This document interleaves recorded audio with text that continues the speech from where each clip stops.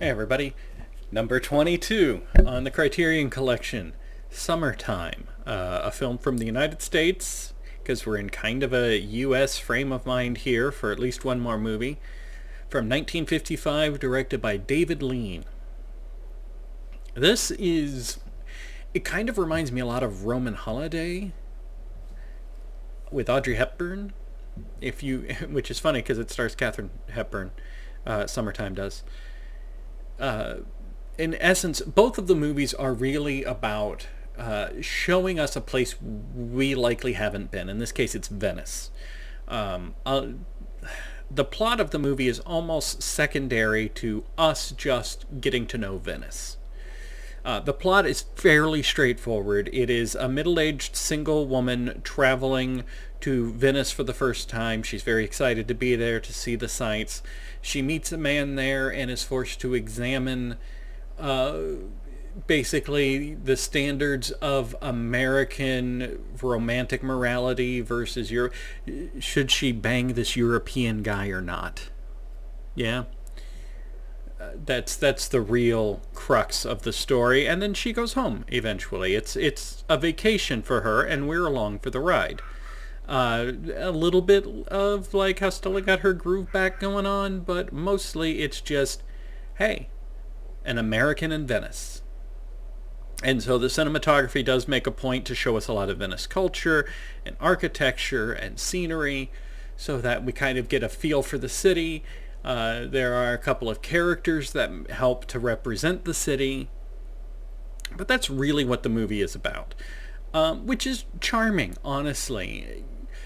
Because this and Roman Holiday both speak to it being harder to travel. It's easier now. It's still not cheap, right?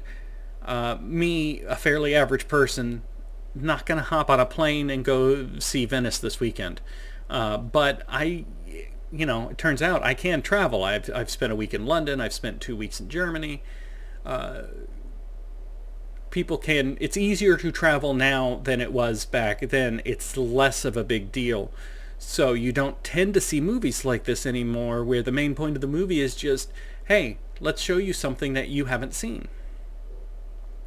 It's a well-made movie, very low stakes, very light, very airy. Like I said, the big dramatic tension is, will she hook up with this guy who's married but estranged from his wife?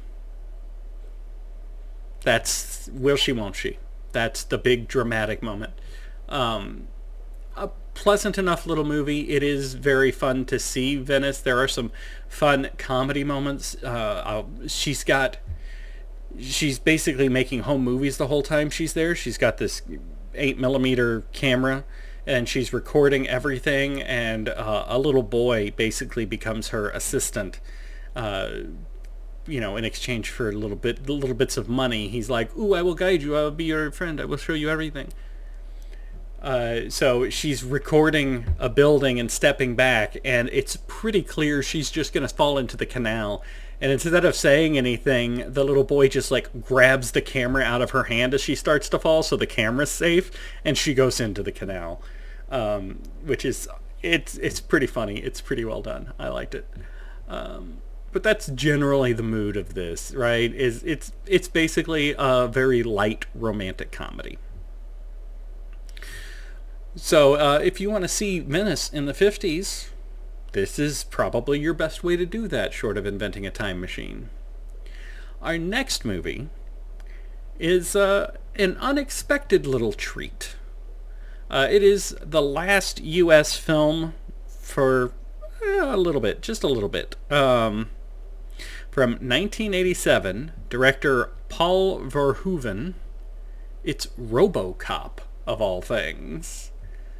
I've seen RoboCop before, but I will try to see it again through a discerning cinematic gaze and get back to you.